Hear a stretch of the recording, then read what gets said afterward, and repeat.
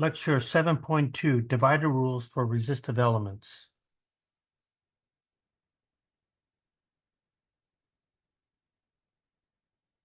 We've seen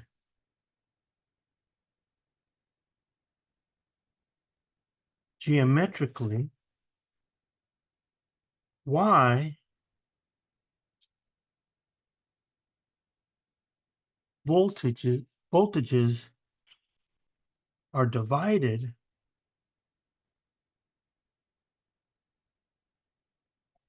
in series and currents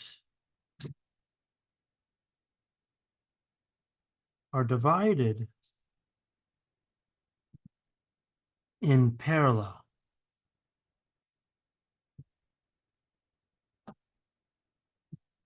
How does this look mathematically?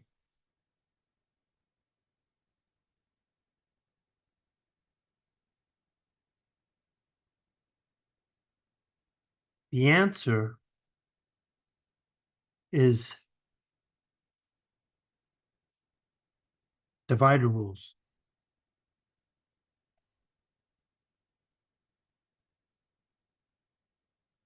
And so there's one for series voltages and there's one for parallel currents. This is the voltage divider rule.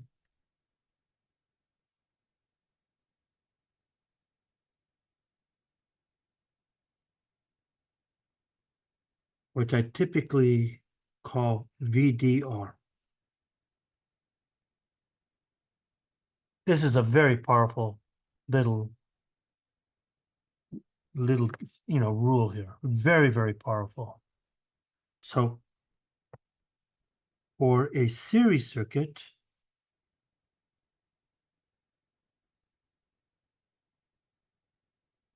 one can replace a set of series resistors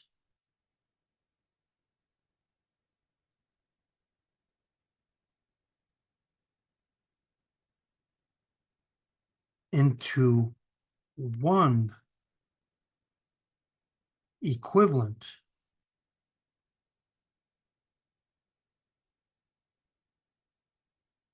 series resistance.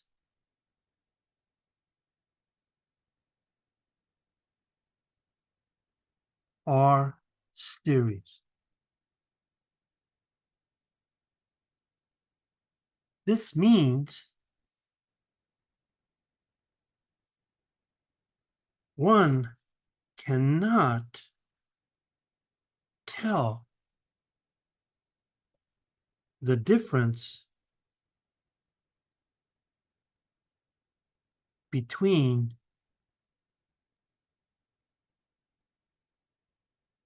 these two circuits. So if I have a circuit that's in series, and let's just say we don't have to have, well, let's just draw it out. So I have a resistor, and regardless of how many resistors I have in series, I can always come down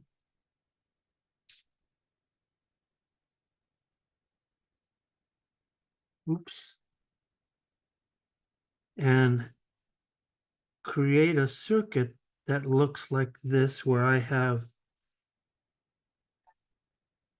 and then this is R1, R2, Rn. So if this is my voltage source right here, then I know that if I have a current flowing in here, that this is I source, I cannot tell the difference between this circuit and this circuit right here.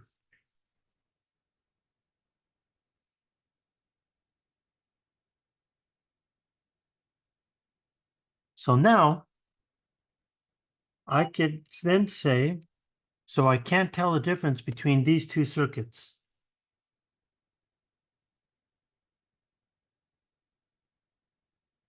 Because they measure the exact same current. Because of this, or because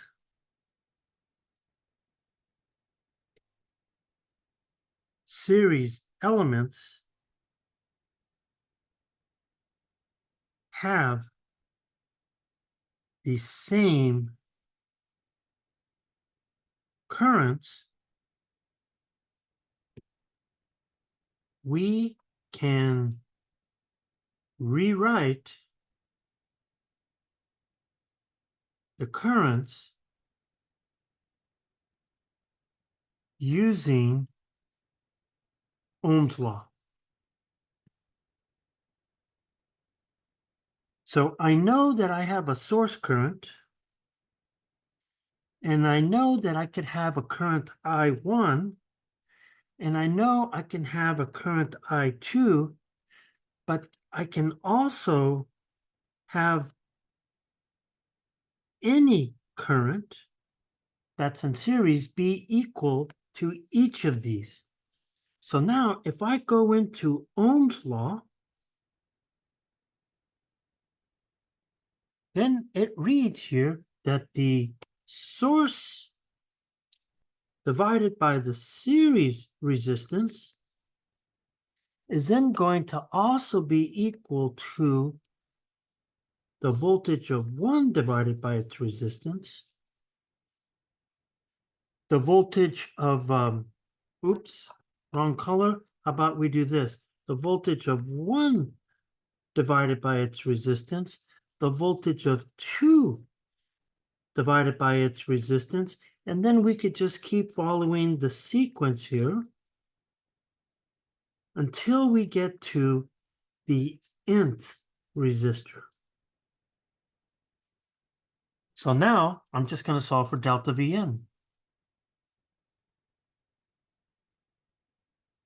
So the voltage of that nth resistor then can then be written as delta Vn equals to Rn, and then everything else depends on the series character of the circuit. This right here is what we call the voltage divider rule.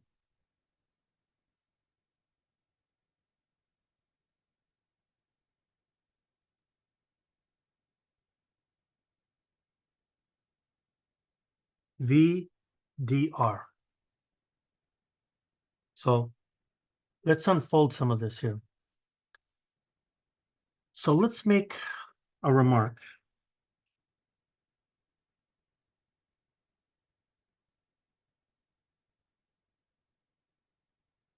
One of the important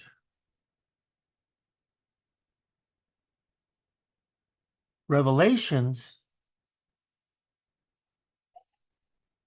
of VDR is that the voltage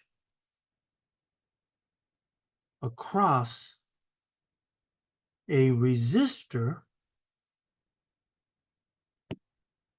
is proportional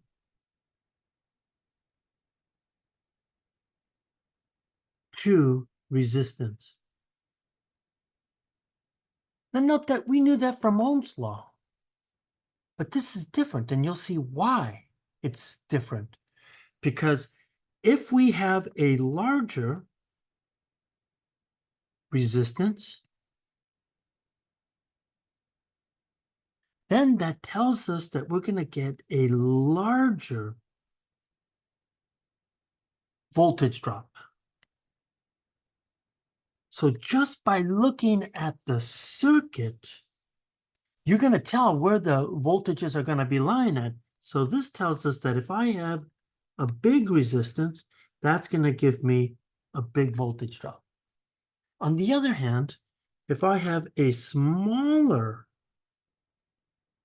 resistance, then of course I'm going to have a smaller voltage drop because it's directly proportional. So this tells us here that I'm going to get a small drop across that resistor because of that. But that is true that the voltage divider rule is saying that. And again, so would Ohm's law say that. But here is the difference. The voltage divider rule says this.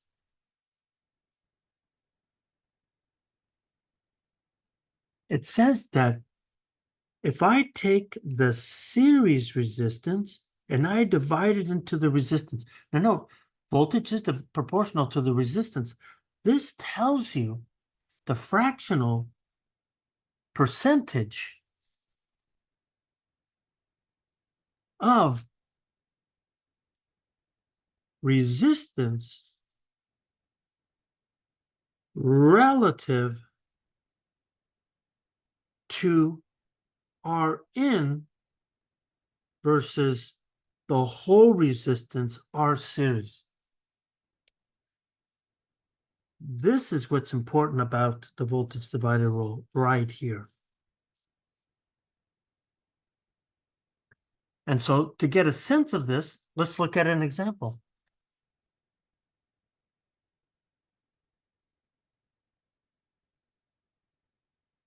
And this is a relatively simple example, but it's quite telling. So here's my source, and I have two resistors.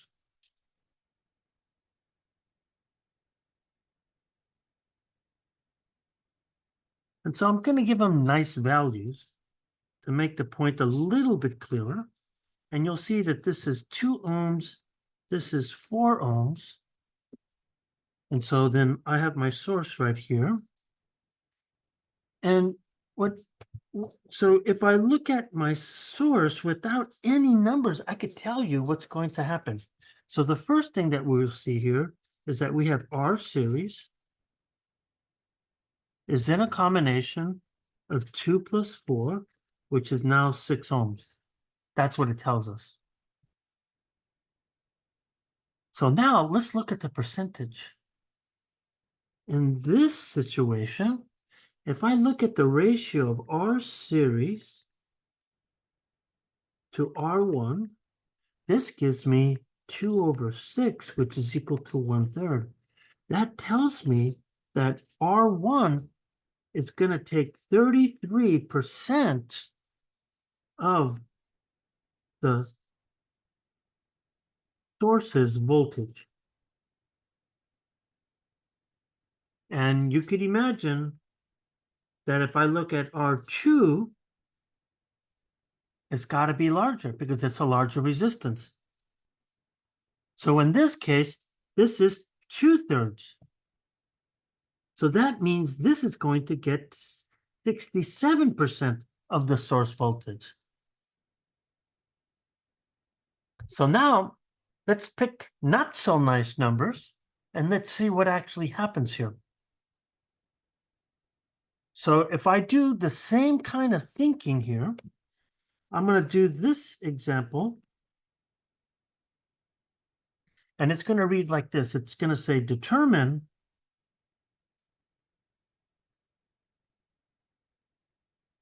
the voltages across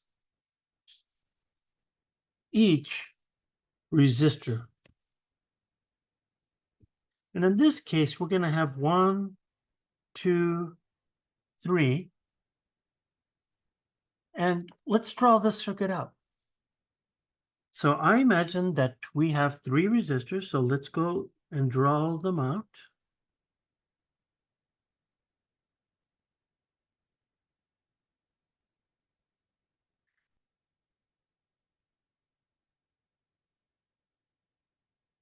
So when I'm looking at the circuit here, these values are arbitrary.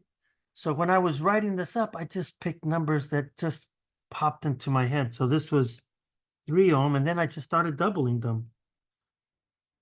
By the way, I could have done this with 4s, with 5s. It doesn't really matter because voltage divider rule is going to tell us about the percentage. So then the question is, what is the percentage of 3 relative to R series? What is the percentage of 6 relative to R series? And what is the percentage of 9 relative to R series? Voltage divider rule is going to tell us here. So let's do this the long way, and then we'll use voltage divider rule. So here's what we know. The percentage of resistance relative to our series across each resistor is as follows. So the first thing that we do is that we're going to say, what is R series? So since they're R series, I just need to add all of them. So if I add all of them, this will be 3 plus 6 plus 9. That's got to be 18 ohms. So here we go. I'm going to look at R1 over R series. So R1 here is what? It is 3 ohm. And then I got to compare that to 18 ohms. So if I look at this, this turns out to be 1/6. In other words, this is 17% of the resistance relative to R series. So now if I take 17% and I multiply it by the source voltage, I'm going to get 1.7 volts. It has to take 17% of the voltage. So now I can repeat the process now. So I'm going to have R2, R series, R3, R series, and then I just play the same game. So this will be 6 over 18, 9 over 18, and you could see that this is now 1/3, this is 1/2, this gets 33%, and this gets 50%. So how much voltage do they actually get? Well, the divider rule tells us that this will be 0.33 times 10 volts, so I'm going to get 3.3 volts. This will be 1/2 times 10, so I'm going to get 5 volts. So if you look at the sum of these, you could see that the sum better be 10 volts, and we could see here 1.7 plus 3.3 plus 5.0 gives me 10 volts. That's what the voltage divider rule is telling us. So then this guy you can clearly see has the smallest resistance.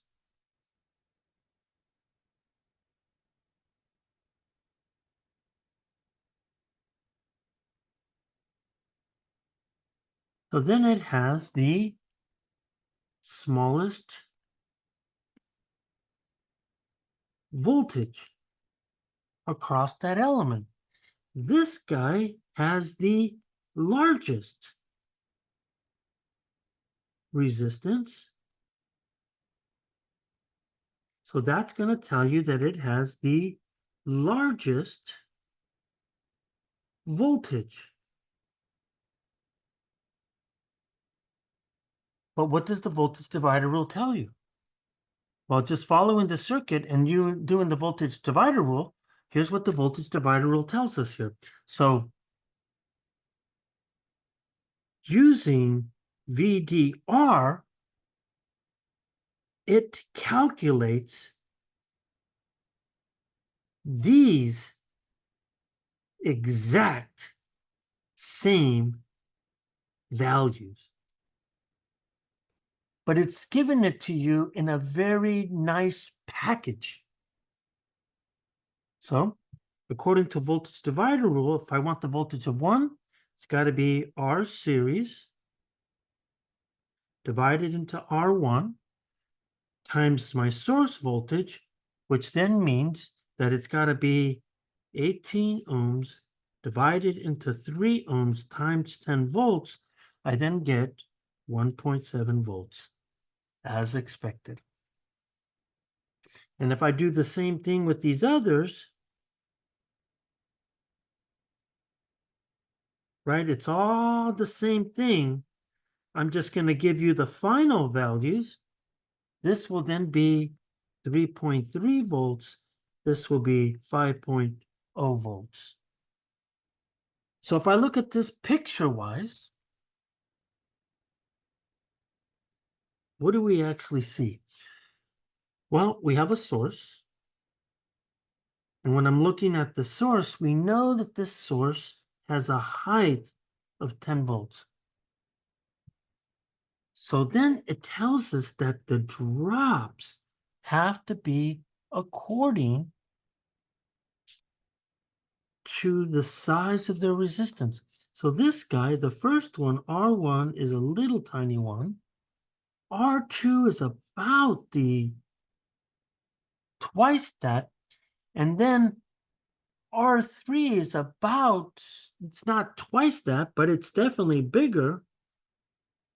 And it's looking, let's say, something like this. So if I start to look at this thing circuit-wise, here's going to be R1.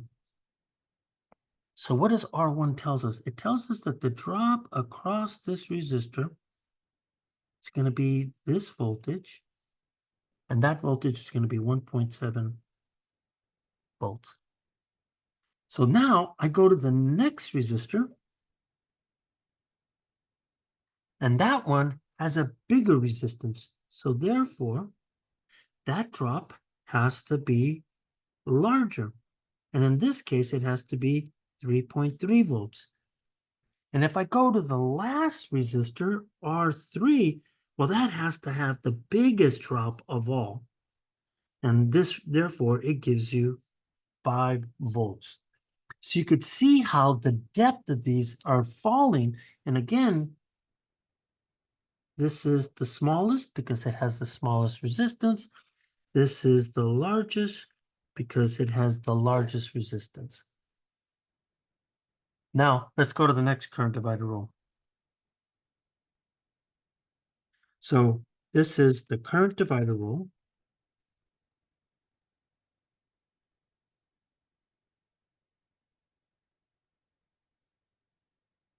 Which is CDR.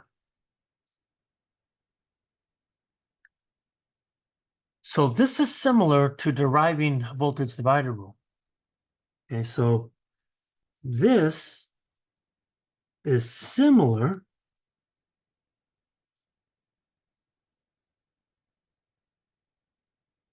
in deriving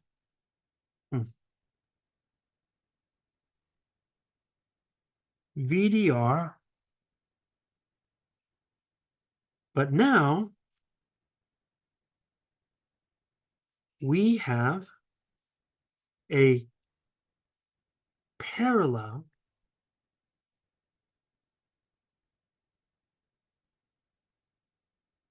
resistive circuit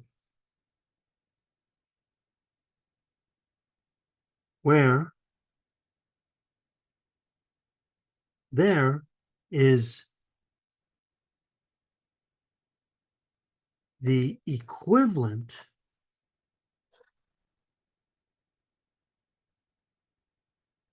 or parallel circuit.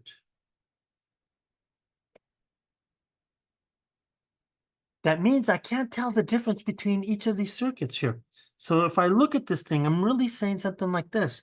So if I have a circuit that I have this resistor and then this resistor, but then I could have as many resistors as I want.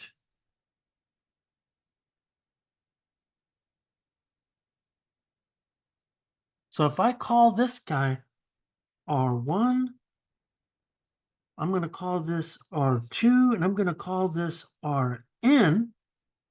Then what happens here is that if I start to look at my circuit here, I can replace this circuit where now I'm going to have a source current coming in. And what I'm going to see here is that because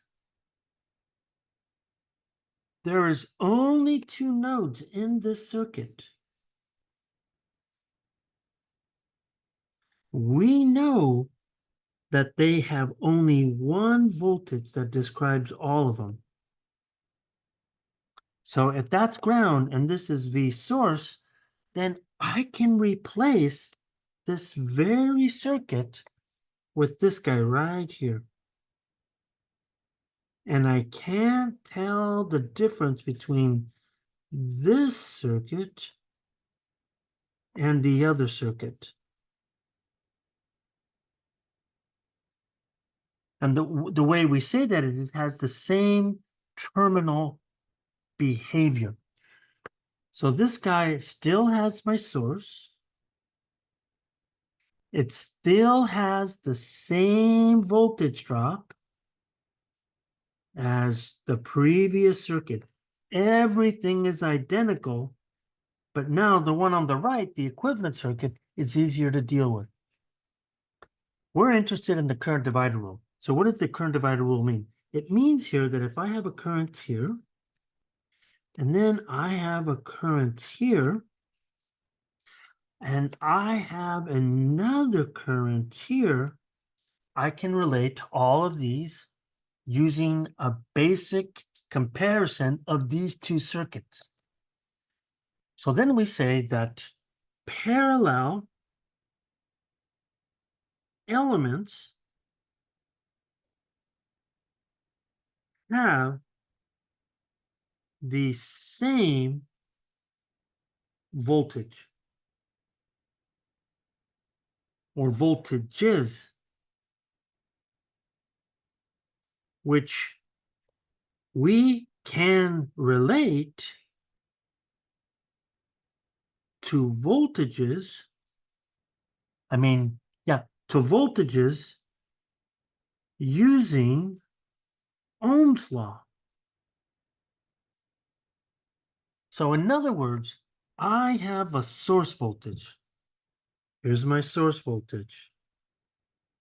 Maybe I should color code these. So just to isolate the source here, I have a source. And so when I look at this, this is going to be V1. This is going to be V2. And then this guy is going to be Vn. So when I'm looking at these guys must all be the same. So then I use Ohm's law again, just like we did with VDR, but now I replace the voltages with the current. So then this tells me that this should be R parallel times the current source. And then this guy tells me it's got to be R1 times I1, R2 times I2, and then finally, I'm going to get Rn times In. These guys must be all the same. So if I now solve for In relative to I source,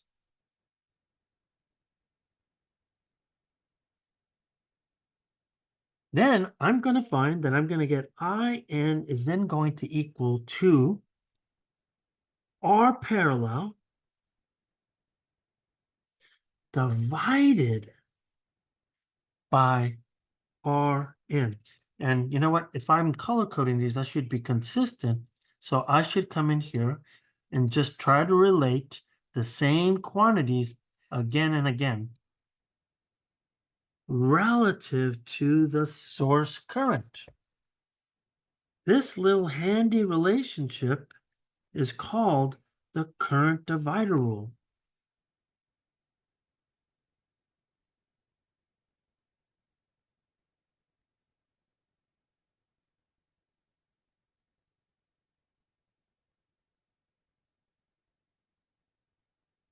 Very, very powerful theorem. And it turns out that there's a lot to unfold with parallel, the current divider rule, because of the inverses. It does make it more challenging. So let's make some remarks and try to give you a feel for this little rule.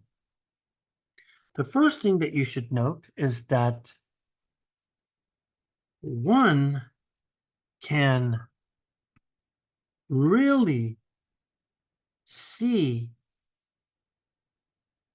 the differences between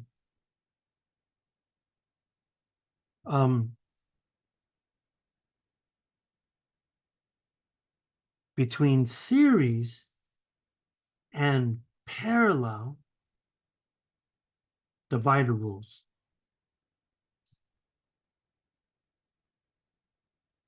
And what I mean by that is that if we talk about a series circuit, we already know that this increases length. But when we go and we relate this to resistance, we see here is that the resistance is then proportional to length. And that becomes important because now this tells us here is that the voltage of a resistor, which is of course R series, Rn voltage source, you could see that it's directly proportional to resistance. And that's because of the length behavior in series circuits. Now, if I say the same thing for parallel circuits, this increases area. But the way it increases area, when we connect it to the resistance, the bigger the area, the smaller the resistance. The smaller the area, the higher the resistance. So then when I look at the current divider rule, look what you're seeing. This guy has the opposite behavior. The equivalent resistance is in the numerator, not in the denominator. And so we could then see that inverse proportionality. This happens again and again when we start to look at series and parallel. They are literally the opposites of each other. And it all comes down to the behavior of the resistance. 2, CDR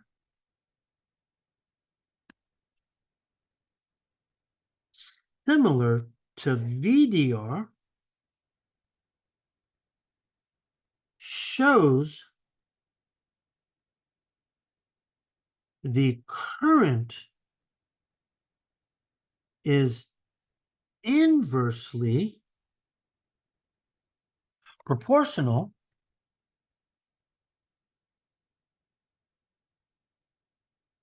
to the resistance. In other words, if we have a larger resistance, of course, we would expect that we're going to get a lower current. More resistance, smaller current, which is exactly what we would have expected. So then here, but we're seeing it mathematically. So we're seeing here that if I have a large resistance, I'm going to get a small current.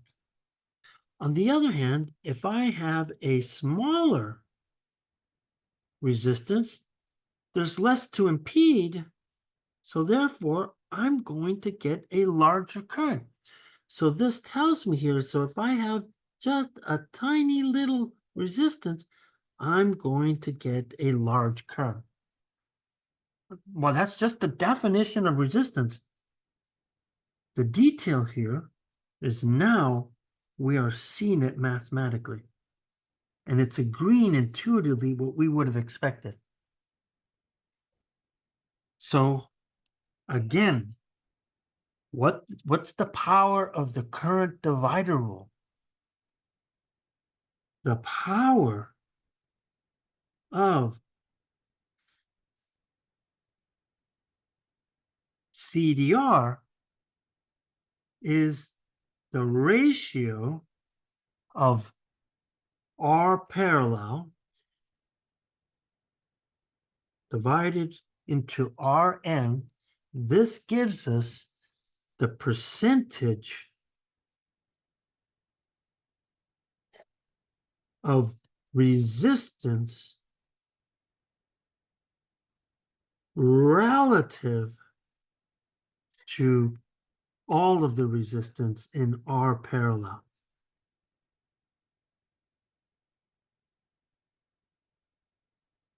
And so, in my opinion, this gives you now an intuitive feel for what is going on. So let's go look at this. Let's go look at an example just like we did before. And this is what we're seeing.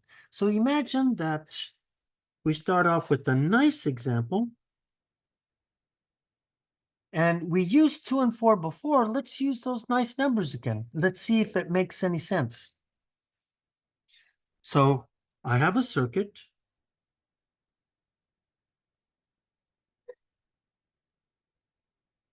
And I don't know the value of the source.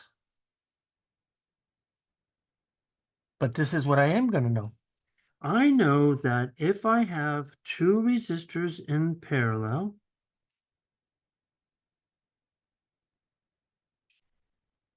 we'll call this R1, R2, and this is 2 ohms and 4 ohms, just like we did before. What we're seeing here is that we're going to have a current by the source that's going to be coming in here. I don't even know what the source current is.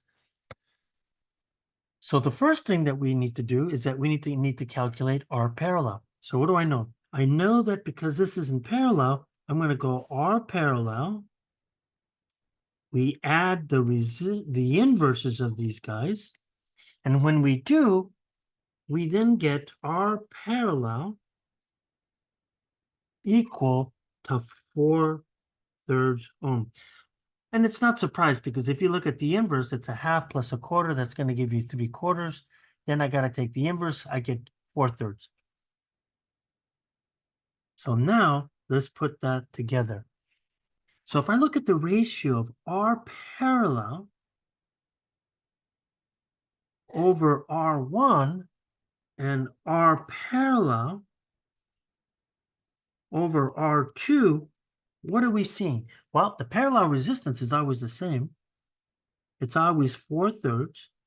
This is 4/3, but now we're focusing on 2 different resistors. So I'm going to divide that by 2. I'm going to get 2/3 or 67%. The other one is going to have 1/3, which is the same as 33%.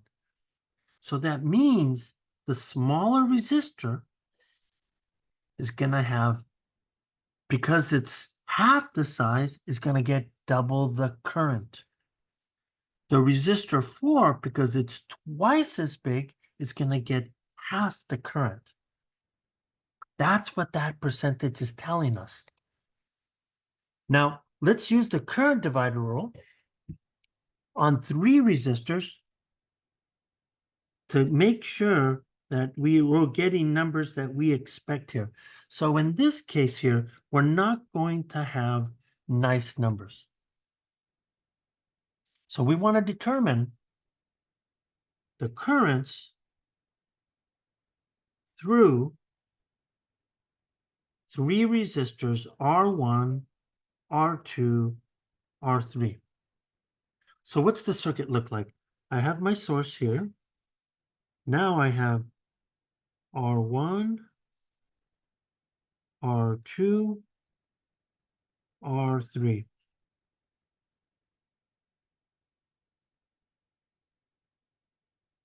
And let's say that we have a source of 12 volts, and I handpicked that value to make some of the numbers a little bit nicer. And so now let's see what happens. Here's R1. We're going to make 4 ohms. R2, we're going to make 12 ohms. And then R3 is going to be 18 ohms. So the first thing that we need to do here is that we're going to have to calculate the source current.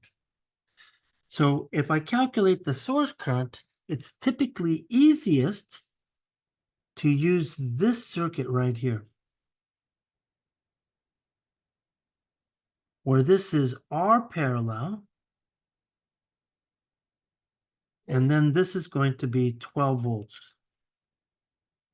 So these circuits are identical to each other. And what that means here is that the source current here is also the same source current there. So we want to calculate that current. So to calculate the source current, we first determine R parallel. So if I go and I calculate R parallel, then I have to take the inverse of R parallel, and that's got to be the inverses of each of these resistors. So I got 1/4, 1/12, 1/18. And then if I go and I look at this thing, I then find that R parallel is equal to this wonderful number of 2.57 ohms. That's not a nice number, right? That's not a nice number. But I purposely didn't want nice numbers. So you could see that we could still make sense of everything. So now that being the case here, we could then say that the source current, so now look at this. This tells me over here that this has to be 2.57 ohms. So I want to calculate the source current. So from the circuit above, use Ohm's law to calculate I source. So according to Ohm's law, we then see here that the voltage of the source must be R parallel times I source. So then I could then say that I source is then this guy. And I'm going to get a number that reads 2.57 ohms divided into 12 volts. In other words, this is 4.67 amps. And then this guy is my I source right here. So now I can calculate the percentages of the current here. So let's play the same game that we did with the voltage divider rule. So CDR tells us this, that the percentage of resistance relative to R parallel, for each resistor,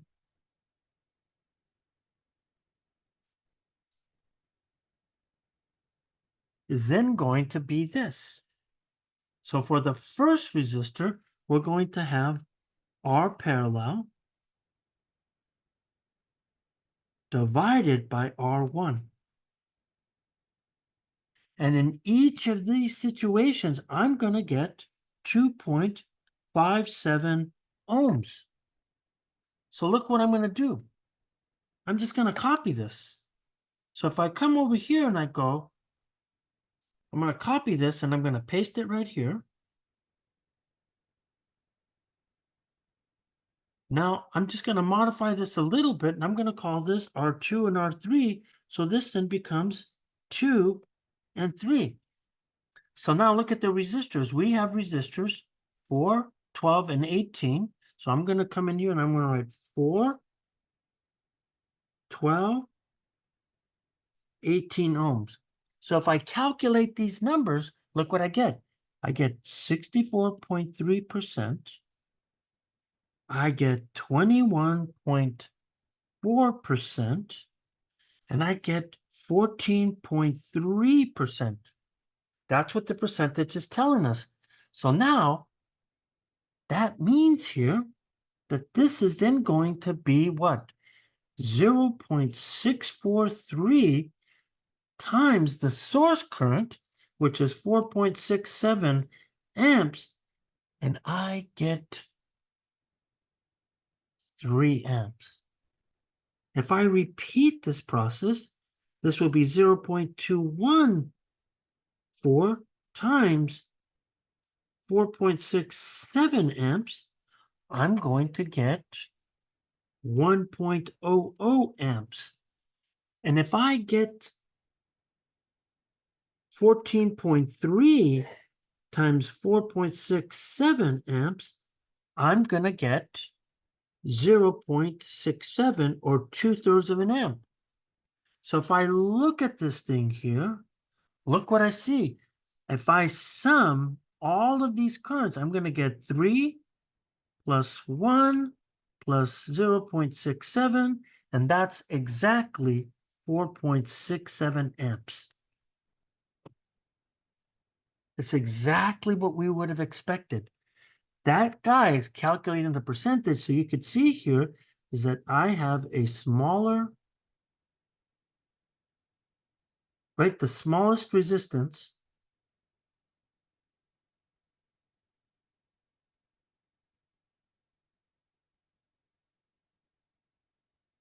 has the highest current. And you could see that 3 is bigger than all of them. And if I look at this guy, the largest resistance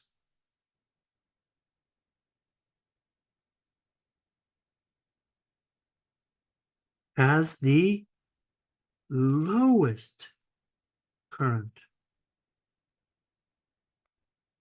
as expected. But the way we want to do this is we just want to use voltage divider rule. So what I'm going to do here is I'm just going to copy this guy right here. Okay, I'm just going to copy this guy, and I'm just going to bring it here, and I'm just going to use voltage divider rule. Oh, excuse me, current divider rule. So we typically don't do this. The way we want to do this is we want to use CDR. So using CDR to calculate the currents, we get, and here's what we find. Here's our circuit, right? Here's our circuit. And what do we know about our circuit? This has a current of 4.67 amps. So then we're calculating that current. We're calculating this current. And we're following up with this current right here. So what does voltage divider rule current divider rule tells us? It says that I1 is going to be R parallel divided by R1 times I source.